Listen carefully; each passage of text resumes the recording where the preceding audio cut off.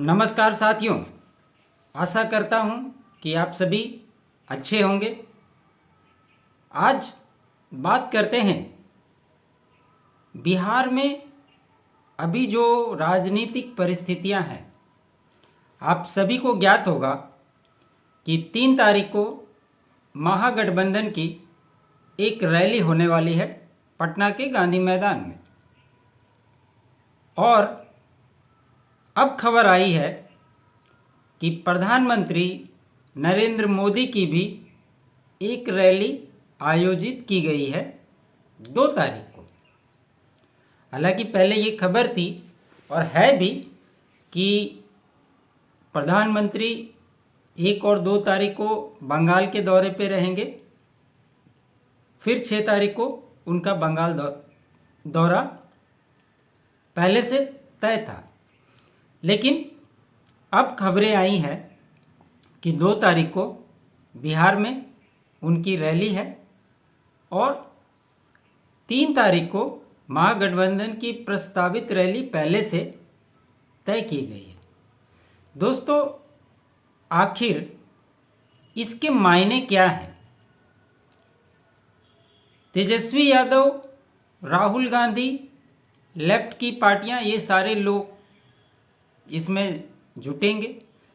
ये रैली जिस समय नीतीश कुमार INDIA गठबंधन में थे उस समय होने वाली थी और नीतीश कुमार ये चाहते थे कि इसमें जितनी भी तमाम पार्टियां हैं वो सारे लोग एकजुट होकर, और नरेंद्र मोदी ने किन किन राज्यों में क्या क्या गलतियां की है उसको सिलसिलेवार ढंग से बताया जाए और उसके बाद यही पैटर्न पे पूरे देश में इस प्रचार को आगे बढ़ाने का प्रोग्राम था। लेकिन आप सभी को पता है नीतीश कुमार वापस आ गए हैं NDA की ओर और अभी सरकार में है NDA के साथ। ऐसी स्थिति में ये जो लोकसभा चुनाव के पहले बिहार का दंगल है, ये किन मायनों में अहम है और कौन बाजी मारेगा ये भी देखने लायक होगा। लेकिन आज इसी को डिकोड करने की कोशिश करता हूँ कि इसके राजनीतिक मायने क्या होंगे। साथियों, आप सभी को पता है जहाँ तेजस्वी यादव सत्ता विमुख होने के बाद बिहार में जनविश्वास यात्रा निकालकर जगह जगह जा रहे हैं। आपने देखा होगा उनकी रैलियों में भीड़ भी काफ़ी हो रही है। वहीं दूसरी ओर राहुल गांधी ने भारत जोड़ो न्याय यात्रा निकाला और चरणबद्ध तरीके से हर राज्यों में जा रहे हैं।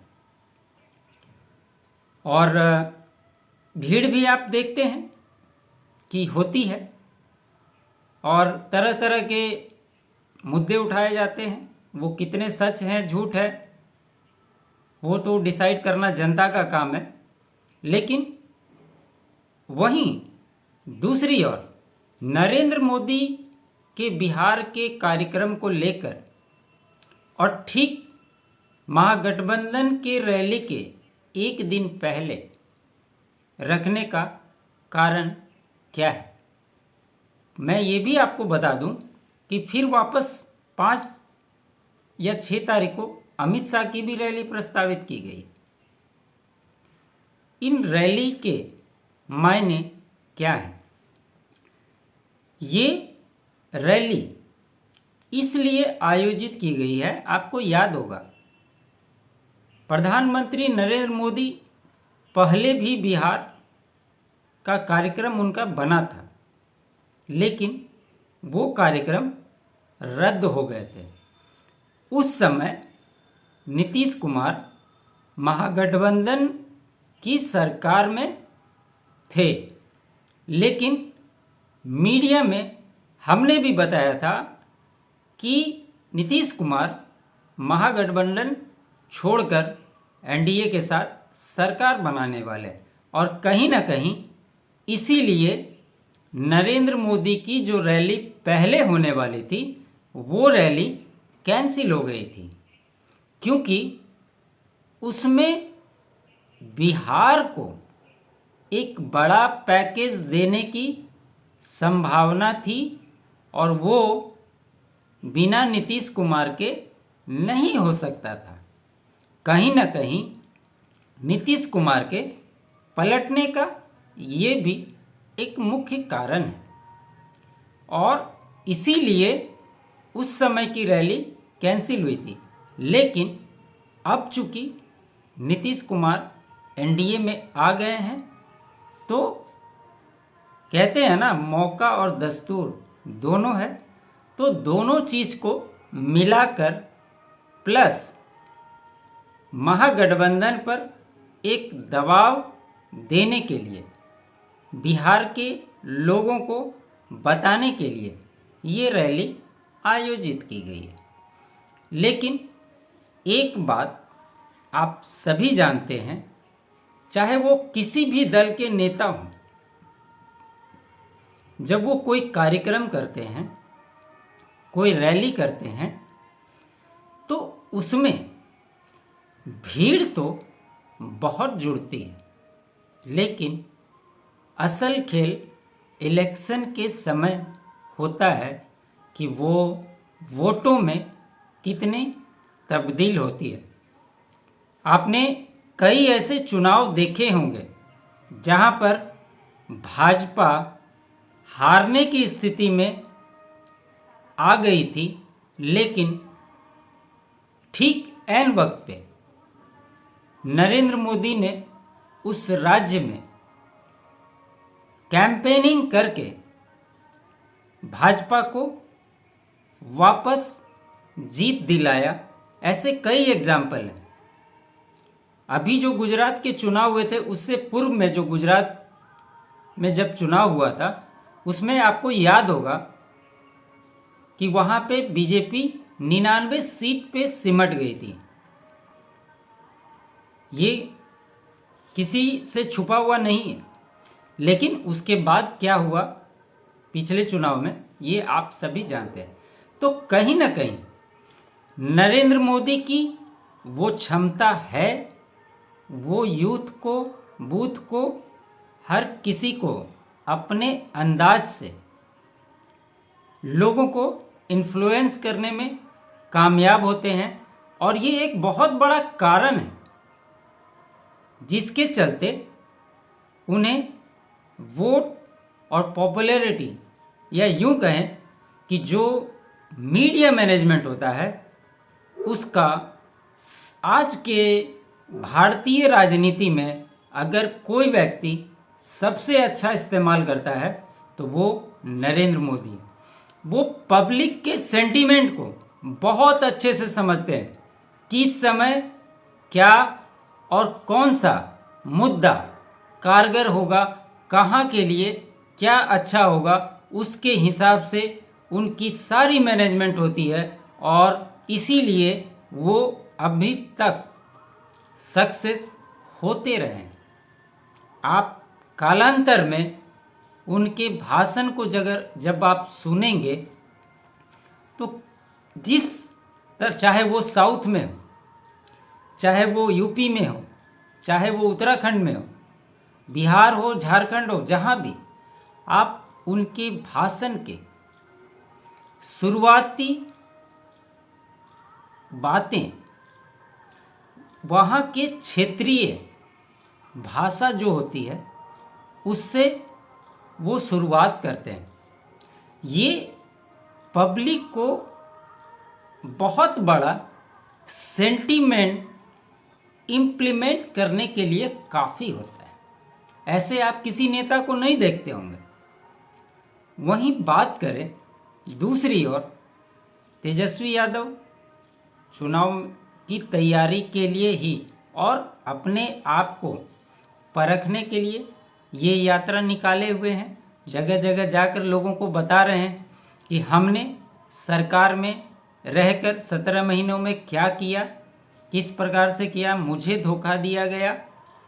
ये तो अक्सर आपने देखा होगा। बिहार में नीतीश कुमार जो कि तीसरे नंबर की पार्टी है, कभी भाजपा के साथ और कभी जेडीयू के साथ, राजद के साथ मिलकर सरकार बनाती रही है और नीतीश कुमार उसके सर्वे सर्वा रहे हैं। लेकिन जब नीतीश कुमार महागठबंधन छोड़कर भाजपा में जाते हैं तो राजद आरोप लगाती है नीतीश कुमार पलटू राम है। जब भाजपा छोड़कर राजद के साथ आते हैं तो भाजपा आरोप लगाती है पलटू राम है। तो भाई पलटू राम अगर नीतीश कुमार हैं, जितनी गलती नीतीश कुमार की है, तो क्या वो गलती भाजपा और राजद की नहीं है? वो भी तो खुले दिल से उनको एक्सेप्ट करते हैं। तो सिर्फ नीतीश कुमार के ऊपर कह देना कि नीतीश कुमार पलटू राम है, ये कहाँ तक जायज़ है? आप खुद इस बात को समझिए। अगर ये दोनों पार्टियां एक्सेप्ट नहीं करती तो नीतीश कुमार मुख्यमंत्री बने रह सकते हैं? कभी नहीं रह सकते। लेकिन ये लोग भी सत्ता के लिए तुरंत एक्सेप्ट कर लेते हैं और जब नीतीश पलटी मारते हैं तो आरोप भी उन्हीं के ऊपर लग जाता है कि नीतीश पलटी मारते हैं। ये भी आपको समझना होगा। जितने दोषी नीतीश हैं उतनी ही दोषी राजद भी है और भाजपा भी है। आप क्यों एक्सेप्ट करते हैं?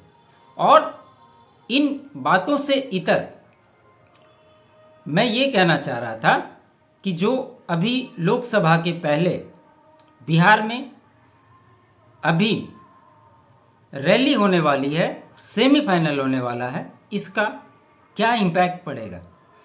तेजस्वी यादव भी अच्छे से जानते हैं कि 2024 में लोकसभा में बहुत कुछ बदलने नहीं जा रहा है। या इसको यूं कहें कि सिर्फ तेजस्वी ही नहीं, चाहे वो कांग्रेस हो चाहे जितनी भी पार्टियां, ये सबको पता है कि 24 की स्थिति में वो बहुत कुछ करने के स्थिति में नहीं है।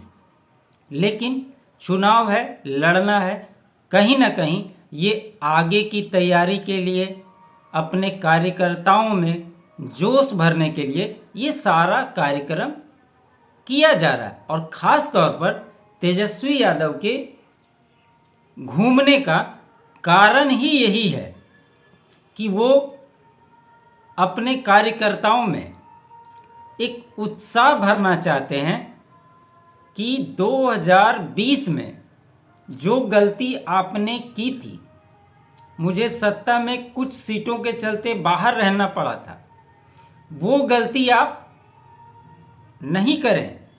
हमें इतनी ताकत दें कि हम किसी के दरवाजे पे मुझे जाने की ज़रूरत ना हो, हम खुद से सरकार बना सकें।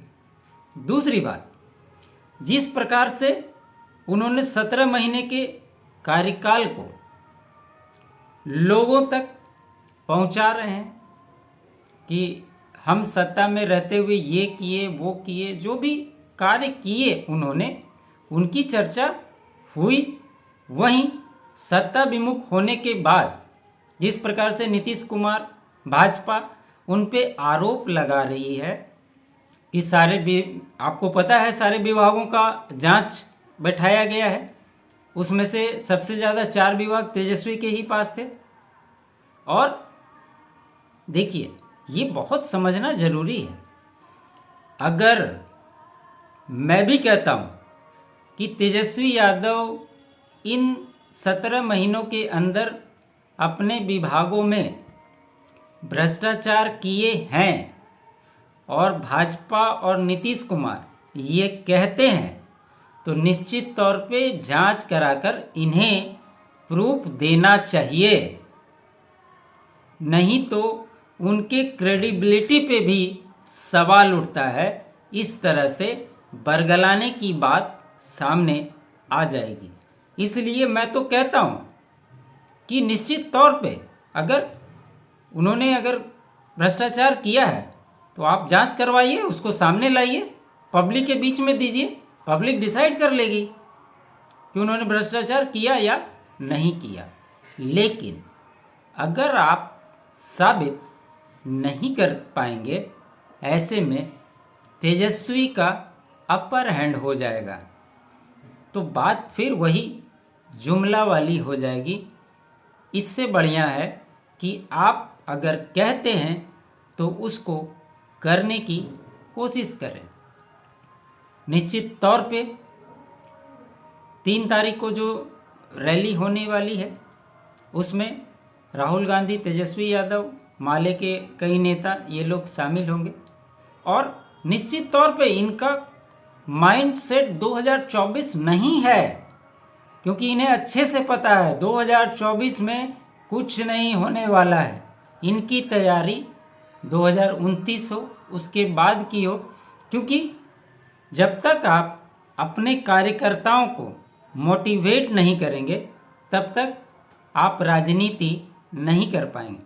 आप देखते होंगे राहुल गांधी को कभी किसानों की बात करेंगे, कभी जातीय जनगणना की बात करेंगे, कभी ओबीसी की बात करेंगे, कभी और किसी चीज़ को लेकर बात करेंगे। रोड चलते किसी से उसकी जाति पूछ देंगे। ये क्या दर्शाता है?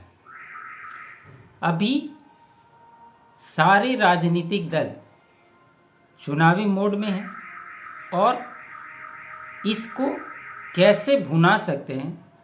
और एक चीज़ आपने और गौर किया होगा, राहुल गांधी की जो यात्रा है वो सिर्फ वैसे वैसे प्रदेशों में होकर गुजर रही है जहां कांग्रेस और भाजपा में सीधी टक्कर है। वैसे जगहों पे वो फोकस नहीं कर रही है कि जहां पे क्षेत्रीय दल से उनकी टकरार होगी, और उसमें भी खास करके मुस्लिम बाहुल इलाकों में तो निश्चित तौर पे वो गुजर रही है, क्योंकि इन क्षेत्रीय दलों और कांग्रेस को ये लगता है, और ये फैक्ट भी है, जिस प्रकार से एक वर्ग के लिए ये लोग वापस में लड़ते हैं कि मुसलमानों का वोट हमें मिले, वो सोचते हैं कि मुझे मिले।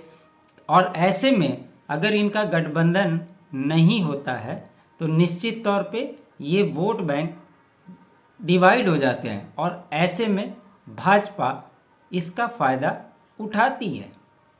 इसी का एक एग्जाम्पल मैं आपको देता हूँ यूपी का। यूपी में देखिए, मुरादाबाद हो, उससे सटे हुए जितने भी एरिया हैं, सारे जगह से राहुल गांधी की रैली गुजरी। ये सारे एरिया जो हैं मुस्लिम बाहुल क्षेत्र हैं। यहाँ पे ज़्यादातर वोट एसपी को मिलता है, समाजवादी पार्टी को मिलता है, कुछ वोट कांग्रेस को मिलता है। यही कारण है कि 17 सीट देने के बावजूद इन दोनों ने गठबंधन किया। लेकिन आपको पता है कि मायावती वहाँ अलग चुनाव लड़ रही हैं, और निश्चित तौर पे वो पूरे लोकसभा सीटों पर अपने उम्मीदवार को उतारेगी, और वहाँ भी वोटों का डाइवर्जन होगा। कई बार आपने देखा है, कई ऐसे मुस्लिम बाहुल क्षेत्र जहाँ पे उनकी आबादी 50% से भी ज़्यादा है, उसके बावजूद भी बीजेपी वहाँ जीत गई है। यही विपक्ष का अभी एम है, उन तमाम विपक्षी दलों से गठबंधन करने का मुख्य कारण ये भी है कि अगर हम एक साथ लड़ेंगे, उम्मीदवार किसी के भी हों, लेकिन वोट इधर उधर नहीं छिटकेगा, वो पूरा का पूरा वोट हमें मिलेगा। इससे हम वो सीट जीतने में आसानी होगी। इस रणनीति पे ये विपक्ष जो है काम कर रहा है। अब बात कर लेते हैं बिहार की। एक चीज़ आप समझ लीजिए दोस्तों,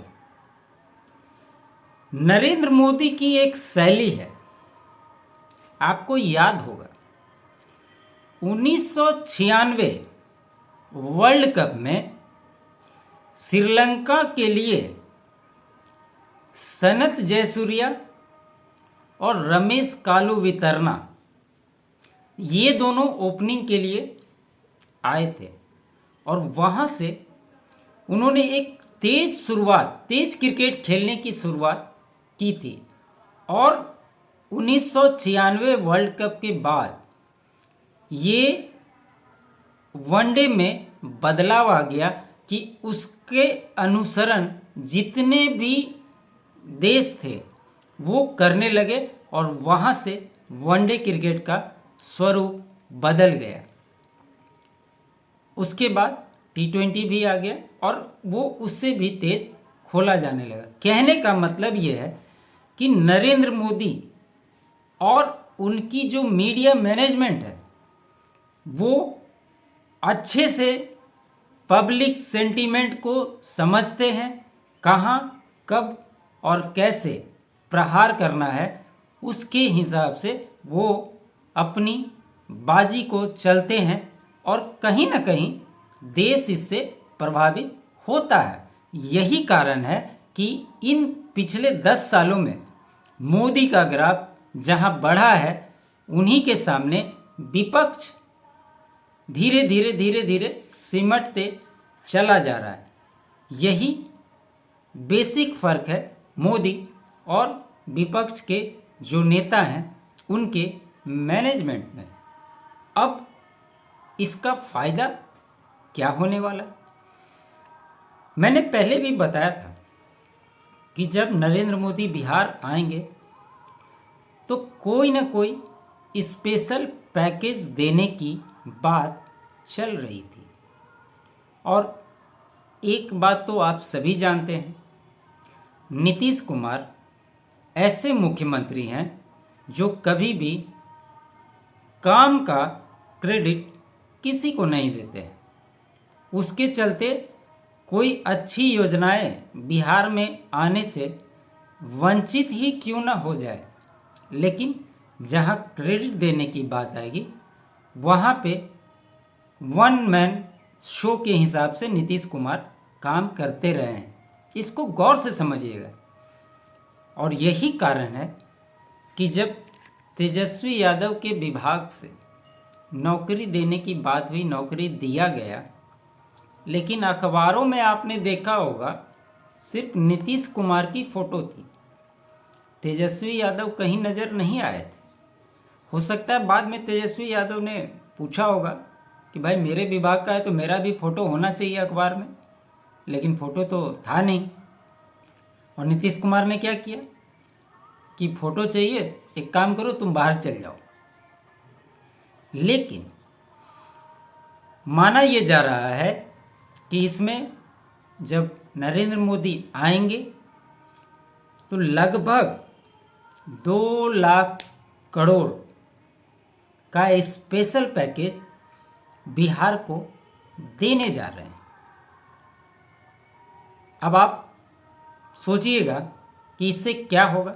आपको याद होगा इससे पहले के चुनाव में जब नरेंद्र मोदी एक बार आए थे, कितना दे दूं, 10, 20, 50 लाख, 1.25 लाख, ये बोला था उन्होंने।